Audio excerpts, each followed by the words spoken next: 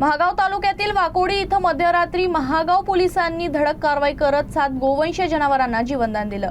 कब्रस्तान परिसरात कत्तलीसाठी जनावरं बांधून ठेवल्याची माहिती मिळाल्यानंतर पोलिसांनी छापा टाकत जनावरं जप्त केली। महागाव पोलीस स्टेशनचे एपीआय सुनील अंबोरे हे पोलीस पथकासह रात्री पेट्रोलिंग करत असताना वाकोडी येथील कब्रस्तान परिसरात गोवंश जनावरं कत्तलीसाठी साठवून ठेवल्याची माहिती त्यांना मिळाली। या माहितीच्या आधारे पोलिसांनी तातडीनं घटनास्थळी धाव घेतली। रात्री 9:30च्या सुमारास वडाच्या झाडाखाली 7 गोवंश जनावरं दोरीनं बांधून ठेवलेली आढळून आली। पोलिसांनी तात्काळ सर्व जनावरं ताब्यात घेतली।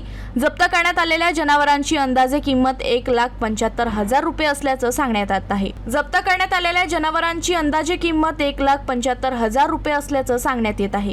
यावेळी घटनास्थळी उपस्थित शेख राजिक शेख युनुस यानं ही जनावरं स्वतःची असल्याचं सांगून तिथून निघून गेला। त्यानंतर पोलिसांनी 7ही जनावरं ताब्यात घेतली। तसंच त्याच्या पालन पोषणासाठी ही जनावरं श्री गोपालकृष्ण गोरक्षण चॅरिटेबल ट्रस्टच्या असोली येथील गोशाळेत हलवण्यात आली आहेत।